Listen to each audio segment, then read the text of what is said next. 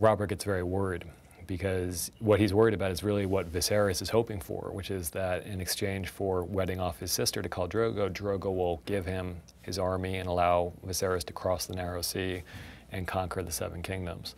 That's a true threat.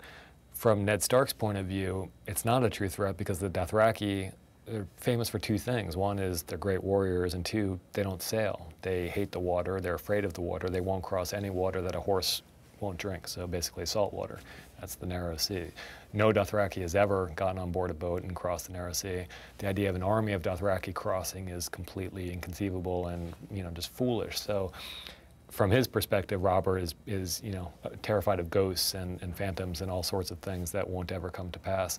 The idea of issuing a hit on a young girl who's pregnant is really loathsome to Ned. He doesn't want to do that. I mean, he's a man of honor.